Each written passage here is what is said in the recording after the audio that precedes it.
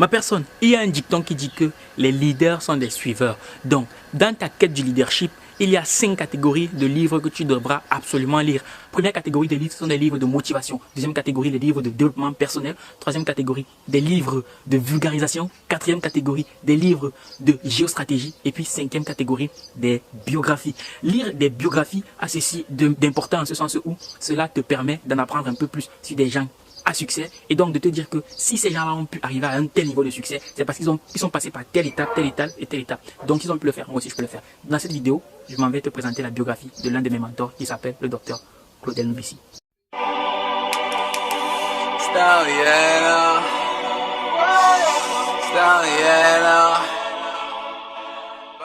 Bonjour ma personne personnelle, j'espère que tu vas bien et j'espère que comme moi tu as soif de réussite. Et bien si c'est le cas, on est ensemble. Tu l'auras bien compris, dans la vidéo d'aujourd'hui, on va voir ensemble la biographie du docteur Claudel Nubissi qui est en fait l'un de mes mentors. Si tu ne le connais pas encore, le docteur Claudel Nubissi, c'est un médecin, mais c'est aussi et surtout un entrepreneur camerounais. Donc c'est mon mentor parce que moi aussi je suis étudiant en médecine et j'ai pour ambition de devenir entrepreneur. Donc si j'ai un conseil à te donner, c'est que s'il y a des biographies que tu dois lire, cherche des biographies des personnes qui sont partis du même niveau que toi et qui ont atteint le niveau que tu aimerais atteindre. Ma personne, la biographie que je m'en vais te présenter est en fait un résumé du livre de Claudel Nubissi qui s'intitule Un médecin atypique. Alors, ce qu'il faut savoir, c'est que Claudel Nubissi est né en 1989 à Futuni, qui est en fait un village de l'ouest Cameroun. Il est issu d'une famille de 8 frères et sœurs. Mais aussi et surtout, sa famille était très pieuse d'obédience catholique. Et dis-toi que Claudel Nubissi était plutôt bien parti pour être un prêtre. Claudel devait devenir prêtre, non pas parce qu'il avait souhaité lui, mais parce que c'est la route que sa mère avait jugé bon qu'il prenne. Et c'est justement l'erreur que beaucoup de nos parents en Afrique commettent, c'est de toujours vouloir décider de la vie de leurs enfants. C'est vrai, l'intention d'un parent, c'est de voir son enfant réussir. Mais c'est pas parce que l'intention est bonne que forcément le résultat sera bon. Par exemple, on connaît beaucoup de parents qui décident de choisir le mari que leur fille va épouser. Sauf que bilan des courses, très souvent, ces filles-là sont malheureuses dans leur foyer. Donc, par moment, quand on est parent, il faut aussi laisser l'enfant suivre son chemin. Donc, Claudel Nubissi, après avoir discuté avec sa mère, il lui a fait comprendre que devenir prêtre, c'est pas quelque chose qui l'intéressait. Et donc, il a fini par intégrer un lycée classique. Alors que, après l'obtention de son CEPE, Claudel Nubissi avait réussi au concours d'entrée au séminaire de Mbalmayo. Alors, Claudel, tout au long de son cursus scolaire dans le secondaire, c'était plutôt un élève moyen. Et il était très addict aux jeux vidéo. C'est d'ailleurs son addiction aux jeux vidéo qui lui aura valu son échec au BEPC en classe de 3e. Et donc, suite à cet échec, ses parents ont décidé de l'envoyer à l'internat des Bolova, ceci afin de lui permettre de rester concentré sur ses études. Donc une fois arrivé à l'internat des Bolova, Claudel avait pour seule issue possible pour quitter de cet internat, c'était de décrocher son bac. Et donc dans cet internat-là, Claudel s'est démarqué par ses très bonnes notes en mathématiques. Il a d'ailleurs eu le bac C avec une moyenne de 19,5 en mathématiques. Après l'obtention de son bac C, Claudel Nubissi a été admis à l'université de Clermont-Ferrand en France en filière maths info. Sauf que ses parents ont refusé que Claudel Nubissi y aille à cause de son jeune âge. Suite à ça, Claudel Nubissi intègre la faculté de Ngouaikele en filière mathématiques. Sauf que Ngouaikele est réputé pour être un milieu assez hostile pour les études. Donc Claudel Nubissi va arrêter ses études en Ngouaikele. Suite à ça, Claudel Nubissi va présenter le concours d'entrée en école nationale supérieure polytechnique qui va échouer. Il va ensuite présenter le concours d'entrée à l'école des travaux publics qui va aussi échouer. Ensuite, il va présenter le concours d'entrée en faculté de médecine de Yaoundé qui va aussi échouer. Je tiens ici à préciser que Claudel Nubissi n'avait jamais voulu présenter le concours d'entrée en faculté de médecine. Mais il y a été incité par ses parents parce que ses parents voulaient absolument qu'il y ait un médecin dans la famille. Donc suite à son échec d'entrée en faculté de médecine de Yaoundé, ses parents vont l'inciter à présenter le concours d'entrée en faculté de médecine à l'université des montagnes à Baganté, qui est une université privée dans laquelle la pension s'élève à 1 million de francs CFA. Claudel va réussir à ce concours et c'est comme ça qu'il se retrouve étudiant en faculté de médecine. En faculté de médecine, Claudel Nubissi va avoir un cursus assez particulier, ceci en ce sens où, certes, il fait des études de médecine, mais à côté, il s'intéresse à beaucoup d'autres choses, notamment le marketing, l'entrepreneuriat, l'infographie, l'informatique, la programmation. Et du coup, ses camarades de promo avaient tendance à lui dire: mais Claudel, qu'est-ce que tu fous là? Tu es médecin ou tu es programmeur ou tu es informaticien? Tu t'es perdu en médecine ou quoi?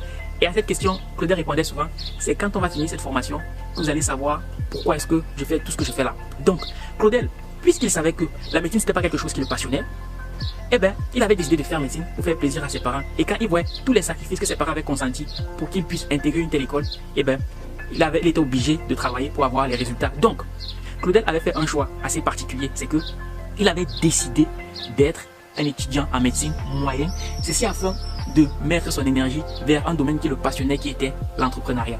Pendant son cursus en faculté de médecine, il passait beaucoup de temps enfermé dans sa chambre à bosser, à lire des documents sur l'entrepreneuriat, à regarder des vidéos, des conférences, bref. C'est à ce moment-là qu'il s'est formé à fond. Et aujourd'hui, Claudel a eu plus de 400 livres sur divers thèmes possibles. C'est donc pendant sa formation d'étudiant en médecine que Claudel Nobissi va mettre sur pied son premier business par la force des choses. Parce que ce qu'il faut savoir, c'est que pour rédiger un mémoire en médecine, eh ben, il faut mener une étude statistique. Sauf que Claudel, quand il a voulu mener son étude statistique, il a fallu qu'il paye les services d'un statisticien. Sauf que le statisticien lui demandait 120 000 francs et le plus moins cher lui demandait 80 000. Et donc Claudel s'est dit non, je ne peux pas payer une somme aussi exorbitante juste pour des examens statistiques. Eh ben, il s'est résolu à lui-même se former en tant que statisticien et il a mis 2 semaines. Pendant les 2 semaines, il a téléchargé un maximum de vidéos sur YouTube, il a lu un maximum de documents et pendant les 2 semaines, Claudel ne mettait pratiquement pas le nez dehors. C'était le sacrifice. Au bout des 2 semaines, il a réussi à faire son étude statistique et ce qui lui a permis de soutenir son mémoire et d'obtenir une moyenne de 70 sur 100. Et donc suite à ça, Claudel s'est dit bon, puisqu'il y a un problème, chaque problème représente une opportunité. Puisqu'il connaissait beaucoup d'étudiants en médecine comme lui qui devaient soutenir un mémoire de médecine, eh bien Claudel a décidé de leur vendre ses services. Derrière chaque problème se cache une opportunité. Donc, Claudel va tant bien que mal réussir à soutenir sa thèse de médecin et sortir médecin. Le jour de la soutenance, il va se passer quelque chose d'assez particulier, c'est que pendant que les autres faisaient la fête, oui certes il était content, Claudel va se poser une multitude de questions. Bon, maintenant que je suis médecin, je fais quoi? Je suis considéré comme un intellectuel, donc ça veut dire que je suis censé apporter des solutions aux problèmes que rencontre mon pays. Donc qu'est-ce que je fais? Est-ce que juste aller prendre des gardes à l'hôpital suffirait pour apporter une solution concrète aux différents problèmes que rencontre le Cameroun? Eh bien non, c'est donc en ce sens-là que Claudel a décidé de se lancer dans la recherche en ce qui concerne le virus du VIH-Sida, ce qui l'a amené à mettre sur pied son premier livre qui s'intitule Stop assez de mensonges sur le VIH-Sida. Claudel va mettre sur pied ce livre, ceci afin de lever un pan de voile sur certaines vérités en ce qui concerne le VIH-Sida qui n'étaient pas connues par la majorité des personnes. Donc, pendant ses recherches, Claudel Nobissi va être interpellé par 2 choses. Le premier phénomène, c'est que pendant ses recherches, il s'est rendu compte que des fois, il recevait un couple dont le mari était séropositif, alors que la femme était séronégative. Donc, il s'est posé la question de savoir qu'est-ce qui pourrait bien expliquer une telle anomalie. Et bien, il s'est rendu compte qu'en fait, ça s'expliquait par le fait que les couples étaient sérodiscordants. La deuxième chose qui va interpeller Claudel pendant ses recherches, c'est que des fois, il recevait des patients qui venaient avec un test positif, sauf que quelques temps plus tard, quand ces mêmes patients allaient faire des tests dans un autre laboratoire, et bien, les tests se révélaient négatifs. Donc, en poursuivant ses recherches, il s'est rendu compte que il y avait d'autres raisons qui pouvaient rendre un test au VIH positif, notamment une infection au paludisme, une grippe, une transfusion sanguine et d'autres choses. C'est d'ailleurs ce qu'on appelle des réactions croisées. Parce que ce qu'il faut savoir, c'est que à cette époque-là, avec les tests de dépistage au VIH-Sida, eh bien, le test sérologique ne détecte pas le virus en lui-même. Ce qu'il détecte, c'est une anomalie au niveau des anticorps qui sont censés combattre le virus. Ce qu'il faut savoir aussi, c'est que avant, lorsque tu revenais avec un test positif, il fallait absolument faire un deuxième test pour confirmer déjà la positivité du test, mais aussi et surtout pour déterminer si tu étais admissible au traitement. Sauf que chose curieuse, pour une raison qu'on ignore tous, eh bien, le ministre à cette époque-là avait décidé d'annuler le deuxième test pour confirmer l'admissibilité au traitement antirétroviral. Et donc, tous les patients qui sont désormais testés positifs au VIH-Sida, eh bien, ils sont directement mis sous traitement. Bon, dénoncer le problème, c'est bien beau, mais maintenant, il fallait proposer une solution concrète. C'est donc dans ce sens-là que Claudel décide de mettre sur pied SOS Médecins Cameroun, qui est en fait une structure qui a pour but de proposer des consultations médicales à domicile. C'était en fait une réelle révolution au Cameroun, surtout lorsqu'on connaît le contexte dans lequel le Cameroun se situe. Dit comme ça, tu pourrais être tenté de penser que pour Claudel ça a été assez simple. Non, il n'en est rien. Parce que ce qu'il faut savoir, c'est qu'au Cameroun, il y a 2 types de facultés de médecine. La faculté de médecine d'État et la faculté de médecine privée. Lorsque tu es médecin issu des facultés de médecine de l'État, eh bien, après l'obtention de ton diplôme, tu es directement intégré dans la fonction publique. A l'inverse, lorsque tu es médecin issu des facultés de médecine privée, eh bien, après l'obtention de ton diplôme, tu dois d'abord passer un concours pour pouvoir intégrer la fonction publique. Et à ce concours, il n'y a pas que des Camerounais issus des écoles de médecine privée camerounaises. Il y a aussi des Camerounais venus de la diaspora. Donc tu vois que les places se font chères. C'est d'ailleurs la raison pour laquelle il y a beaucoup de médecins camerounais qui sont chômeurs au Cameroun. Oui, ça a l'air absurde. Pourtant, il y a beaucoup de médecins au chômage au Cameroun. Donc, qu'est-ce qui va se passer? Claudel lui aussi va présenter ce fameux concours auquel il va échouer. Et donc, ce jour-là, le jour de la proclamation des résultats, Claudel va prendre une décision radicale. C'est de monter SOS Médecins Cameroun. Qu'est-ce qu'il va faire ce soir-là? En fait, c'est un soir où il était en pleine garde. Quand il a le résultat, eh ben, il s'enferme dans sa chambre de garde et décide de créer la page Facebook de SOS Médecins Cameroun. Et donc, c'est de ce jour-là que tout est parti. Donc, Claudel va décider de se prendre un sac à dos, de floquer SOS Médecins Cameroun et de commencer à proposer ses services un peu partout. Au départ, c'était un peu compliqué, mais avec le temps, il a pu se faire une certaine patientèle et au bout de quelques années, il a pu constituer une équipe de 8 médecins permanents avec quelques médecins avec des contrats à durée déterminée. Ma personne, Claudel insiste bien sur le fait que quand il a décidé de monter SOS Médecins Cameroun, il a travaillé comme un fou, il a travaillé d'arrache-pied puisqu'il était seul, c'est lui qui devait tout faire et ses parents se plaignaient même du fait qu'on ne le voyait jamais. Ça, c'est le prix à payer. Tant que tu n'es pas prêt à payer ce prix-là, eh bien dis-toi que ma personne, tu n'accompliras jamais rien de grand. Claudel met aussi le doigt sur le fait que le système de santé au Cameroun est bancal. Parce que ce qu'il faut savoir, c'est qu'il y a 3 types de médecine. La médecine primaire qui agit avant la survenue de la maladie, c'est notamment quand on demande de laver les mains pour éviter le coronavirus. La médecine secondaire, c'est la médecine qui permet de soigner la maladie, notamment quand tu as le coronavirus, c'est là qu'on te donne l'azithromycine et la chloroquine. Et après, tu as la médecine tertiaire qui agit pour limiter les effets secondaires liés à la maladie. Sauf que au Cameroun, la médecine est essentiellement secondaire et tertiaire. Sauf que on connaît aussi bien la situation économique du Cameroun. Donc cette médecine-là ne prend en compte que 20% de la population. 20% de la population qui est constituée essentiellement de ceux qui peuvent se procurer des soins. C'est donc dans ce sens-là que Claudel s'est dit, il faudrait quand même agir en amont. Et c'est donc dans ce sens-là que c'est rangé sa structure SOS Médecins Cameroun. Tu vois, dans ma personne, il y a des problèmes, mais il y a aussi des solutions. Mais pour ça, il faut accepter de se pencher là-dessus. Il faut accepter de se mouiller les mains plutôt que de se cantonner dans la critique aiguë qui ne sert généralement pas à grand-chose. Tu dois sans aucun doute te demander comment il a fait pour se financer. Eh bien, dis-toi que ma personne, il faut commencer petit, mais voir grand. Claudel a commencé avec un capital de 250 000 que lui avait remis sa mère et 80 000 que lui avait remis son père. Donc, pas besoin d'avoir des millions pour lancer une structure. Parce que dis-toi que la première chose dont tu as besoin pour lancer ton business, c'est d'avoir une consistance intellectuelle intéressante. Parce que si tu n'as pas la consistance intellectuelle qu'il faut pour mettre sur pied un projet, eh ben, on aura beau te donner des millions, ton projet ne verra jamais le jour. Et quand bien même ton projet verra le jour, ce projet ne mettra pas long feu. Donc ma personne, prend le temps de bien te former. Et il y a 2 façons de se former. Soit tu décides de te faire coacher, ou alors tu décides d'apprendre en autodidacte. Mais pour apprendre en autodidacte, il faut être très discipliné et très téméraire. Ma personne, tu pourrais penser que Claudel s'est arrêté là. Non, Claudel ne s'est pas arrêté là. Eh bien, Claudel a mis sur pied un 2e livre qui s'intitule La fonction marketing en milieu hospitalier. Pourquoi? Parce que en faisant un sondage, il s'est rendu compte que les gens de la diaspora avaient une très mauvaise opinion des hôpitaux camerounais. C'est en ce sens où à chaque fois qu'on parle des hôpitaux camerounais et en Afrique en général dans les médias, et bien très souvent c'est pour dire qu'il y a un patient qui est décédé faute de soins. Alors que, regardez bien, les hôpitaux, que ce soit en Occident ou en Amérique, ils font tous du marketing d'une certaine manière. Parce que par exemple à la télé, il y a une émission qu'on appelle Baby Boom. Claudel explique d'ailleurs que c'est du marketing hospitalier. Parce que dans ces émissions-là, jamais tu vas attendre qu'il y ait un patient qui est décédé pour faute médicale. Tu vois toujours le personnel médical qui est souriant, tout est toujours propre, tout est toujours tout beau. Et bien le simple fait de voir ce genre d'émission, et bien ça construit l'idée mentale selon laquelle, et bien dans ces hôpitaux-là, on prend bien soin des patients.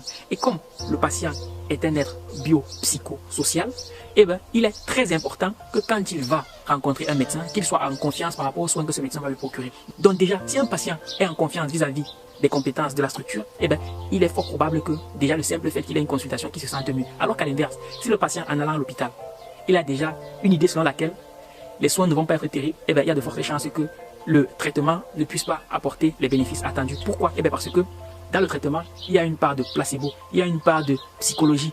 Chaque traitement que tu prends a une part biologique et une part psychologique. C'est d'ailleurs la raison pour laquelle, souvent, quand quelqu'un a les maux de tête, le simple fait de prendre un paracétamol, et ben, quelques secondes après, il se sent bien, alors que le paracétamol biologiquement n'a même pas encore fait effet. Et ben, c'est exactement dans ce sens-là que Claudel se rangeait lorsqu'il a mis sur pied son livre. C'est ce qui a afin de proposer aux différentes structures hospitalières de mettre sur pied une stratégie marketing. C'est ce qui a afin de mettre leurs patients en confiance. Parce qu'il faut savoir que on parle beaucoup des dégâts qui sont commis dans les hôpitaux camerounais. Mais ce dont on ne parle pas assez, c'est du Crasher, qui est l'une des structures hospitalières qui a le meilleur plateau technique en ce qui concerne l'insémination in vitro en Afrique centrale. Ça, on n'en parle pas beaucoup.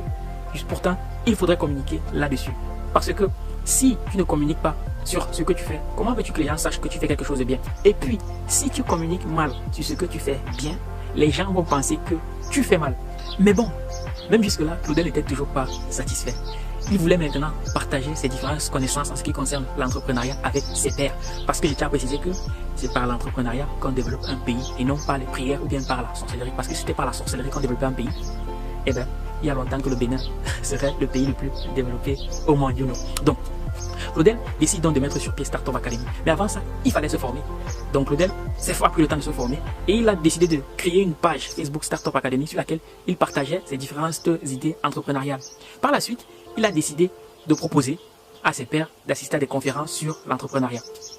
Il en a fait quelques-unes gratuites, histoire de se faire un peu la main.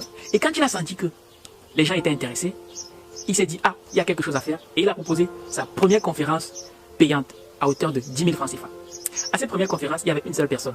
Et donc, il a fait croire à ce participant-là que, en fait, c'était une formation personnalisée. Ils ont fait le truc, le participant était content, et après, ils se sont séparés. Ensuite, quelques semaines plus tard, Claudel a lancé sa deuxième formation. Cette fois-ci, il a joué sur quelque chose d'assez important, c'était la valeur perçue du produit. Pour ce faire, il a donc augmenté le prix de la conférence à 50 000 francs. Et cette fois-là, il a eu 7 participants. Ensuite, il ne pouvait pas s'arrêter là. Il a organisé une troisième conférence. Cette fois-ci, il a ramené le prix à 10 000 francs CFA. Et il a eu 30 participants. Et de là, tout est parti.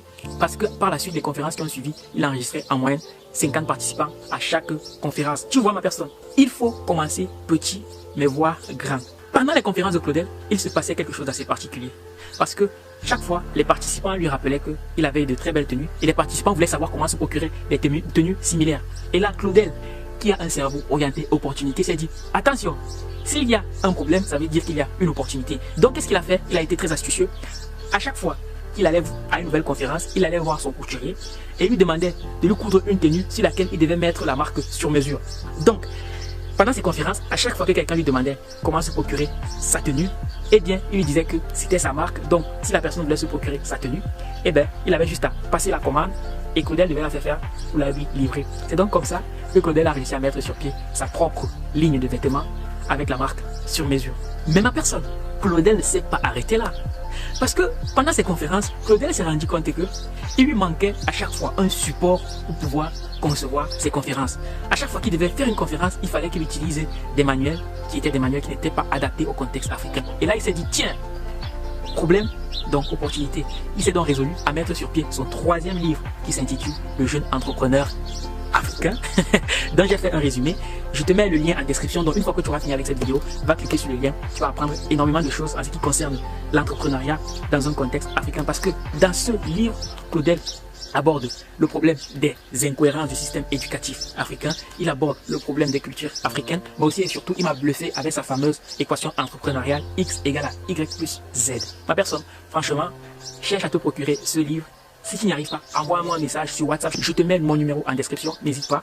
Et va d'abord regarder le résumé de ce livre parce que tu vas apprendre énormément de choses sur l'entrepreneuriat. Donc voilà ma personne, ce que j'avais à partager avec toi aujourd'hui en ce qui concerne la biographie du docteur Claudel Nubissi, qui est en fait tiré du livre Un médecin atypique, écrit par le docteur Claudel Nubissi. Comme tu as pu le constater, le succès de Claudel Nubissi, c'est un processus. Ça rejoint d'ailleurs une phrase de MJ DeMarco qui dit que la réussite n'est pas un événement, la réussite est un processus. Tu vois, Claudel a commencé petit et il a vu grand. Et même jusqu'à présent, il dit qu'il n'est pas encore satisfait des résultats qu'il a parce qu'il aimerait encore voir plus grand. Et c'est parce que tu vois ce que je veux dire. De ma personne, n'hésite pas à démarrer petit, mais à voir grand.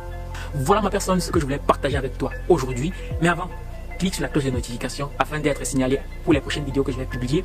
Abonne-toi, commente et lâche-moi un pouce pour me montrer qu'on est ensemble, pour me donner plus de force de produire du contenu de meilleure qualité. You know, de ma personne, je t'ai dit, on est ensemble comme en décembre et je te donne rendez-vous à la prochaine vidéo. Minakano.